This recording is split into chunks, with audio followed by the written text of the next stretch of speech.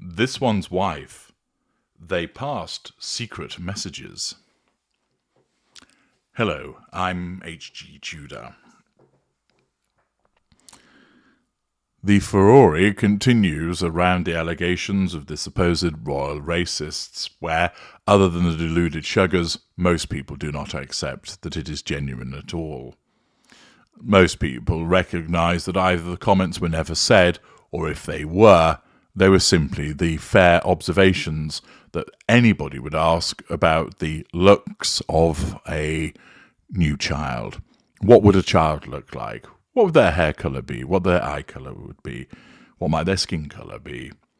Naturally, this one's wife, through the distortion field of her narcissism, utilises this as a stick with which to beat members of the royal family, and has done so repeatedly. And she has sought, through Omid Scobie's piece of excrement that is Bell Endgame, to smear various members of the royal family as part of her ongoing victimhood and pity plays, and very few people are buying it. But further information has come to light with regard to the way that this information has purportedly been conveyed to Omid Scobie. You'll recall that first time around, the creation of Finding Freedom was basically this one's wife's diaries handed to Omid Scobie, and therefore he wrote in a way that made her seem like she was beautiful, amazing, fragrant, fantastic. If you want some huge entertainment, as I take the piss out of various sections of that book, just go to the Knowledge Vault and you'll find extracts of Finding Freedom with your glorious narrator's own acerbic observations across the top. You'll be much entertained for the weekend. As part of her case against Associated Newspapers, she was forced to admit that she had forgotten about briefing emails that had been provided that were then handed on to Omid Scobie, which demonstrated that there was collaboration between her and the authors. Hitherto she had denied it. Lo and behold, and it's hardly surprising, that there's further denials of collaboration taking place between this one's wife and Omid Scobie. No, says Omid Scobie, I haven't had any direct involvement with her. No, she's not my friend. No, this is independent of her. They don't even, her and Harry aren't even mentioned in the book.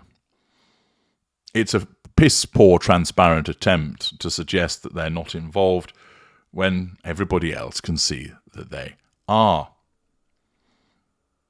But there has been a twist, there has been a turn, which suggests that the connecting nexus between the Sussexes and Scobie is indeed there.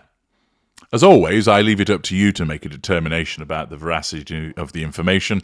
I provide you with the interpretation with regard to the world of narcissism. But Neil Sean has suggested that there is more to the interaction than has met the eye. In a recent video of his, he revisited the fact that Harry had been staying in a hotel. He explained about the fact that whilst this was denied by the Sussexes, it was the case that Prince Harry had his own bolt hole.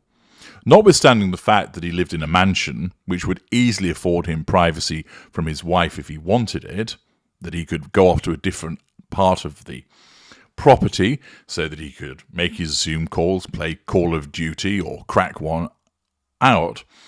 The fact is, he deemed it appropriate for himself to go somewhere else. Apparently, he wanted to use the gym and have a bite to eat and watch television. The reality is, of course, this is an individual who is in the sustained devaluation, and undoubtedly he just wanted to get away from the haranguing behaviours of his wife as she continued to devalue him. Hence, he would head off to this hotel.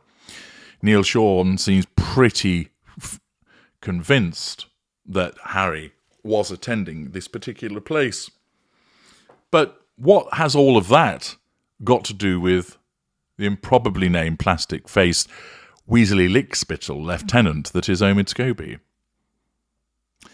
Neil Sean reveals that Scobie made repeated attendances at the same hotel that Harry was staying at, and that whilst there, repeatedly was collecting parcels, and there was a degree of concern to ensure that the parcels were handed to him and only him.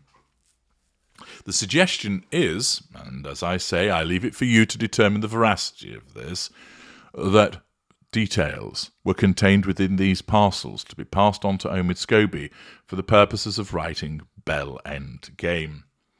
Having been caught out previously by means of electronic media, emails, and possibly WhatsApp communications, it would appear that this one's wife and Harry sought to avoid a repeat of such activity, and this time relied upon the humble written word.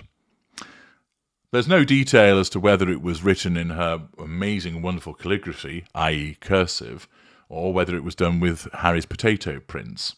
But the fact is, according to Neil Sean, information was being passed through this route for collection, almost like a dead drop from a spy thriller, so that information was conveyed to the improbably named one.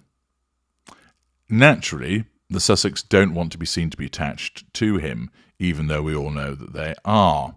And they wanted to ensure, of course, that he had information that he could write, and given the fact that he actually has no sources of his own, the only ones that he can actually have any access to are Harry and this one's wife. In the circumstances, therefore, he's entirely reliant upon whatever information they provide to him. But because he's gained such a reputation as being their mouthpiece, he has to go through this pretense of, no, I don't have any connection to them. Thus, the only place that he's going to get any information from of any substance is from them, but he has to maintain that actually he hasn't. Of course, there would be the risk of potential disclosure in relation to emails, for instance, if some form of legal action came about. And therefore the reliance upon handwritten notes ferried to him in this covert manner seems, according at least to Neil Sean, to have been the way of ensuring that he has been briefed without maintaining a connection between the Sussexes and Omid Scobie.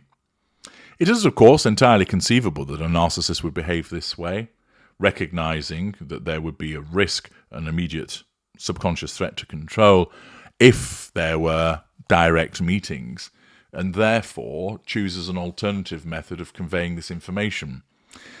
Remember, rather than just get on with a quiet life and privacy, this one's wife is utterly incapable of doing that. She needs to be heard. She needs to be able to cause trouble because her narcissism causes her to do that. She needs to control the royal family because every single time they appear on her radar, she has to do something about it. The options are reduced for her. Many publications now lampoon her and mock her. She has, of course, the PR puff pieces, but in order to say precisely what she wants to be said, she needs a loyal lapdog. Well, Harry's there for that, but he doesn't have any books now that he's going to release, and therefore it falls to Omid Scobie to discharge this obligation on behalf of the Duchess of Delusion.